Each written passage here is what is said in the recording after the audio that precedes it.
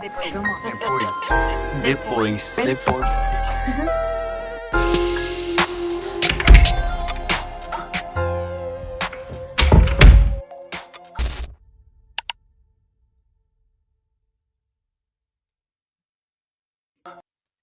Gaste suas músicas.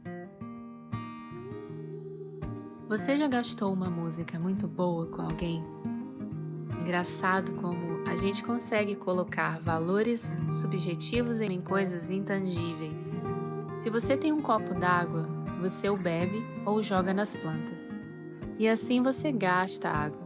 Gasta em você, gasta na terra, mas gasta. E quanto ao tempo? Você tem 24 horas, um monte de minutos e um monte de segundos. Você escolhe usar em coisas que no momento são importantes para você.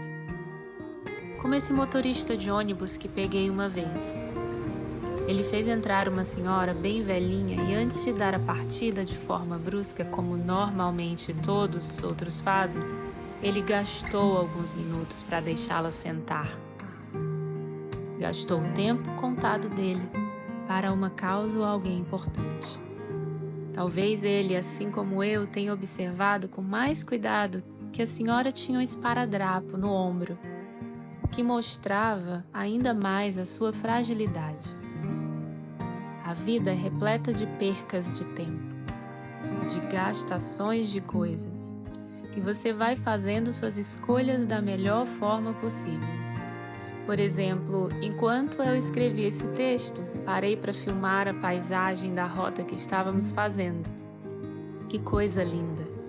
Casa com arquitetura inglesa, paredes de pedra maciça e tudo. O problema é que eu gastei tempo suficiente observando antes de posicionar a câmera para filmar. Tempo gasto que fez perder as melhores partes. Escolha. Não quero incentivar ninguém a viver contando seus gastos de tempo, da mesma forma que não incentivo você a viver contando as calorias do que come desesperadamente. Mas e quanto ao sujeito central da história de hoje? A música. Ela se gasta? Sem dúvida ela marca. Marca momentos, experiências, situações, e às vezes nem temos o controle dessas marcações. Quando você vê, já está feito. E agora lide com esse fato. Torço para que tenha sido uma marcação em boas situações. Caso contrário, espero que a música toque o mínimo possível ou nunca mais. Que pelo menos a música marcada em tempo ruim seja aquela bem ruim. Como um reggae muito antigo que tocava na infância e quando escuto, só me lembra do tempo difícil da separação dos meus pais.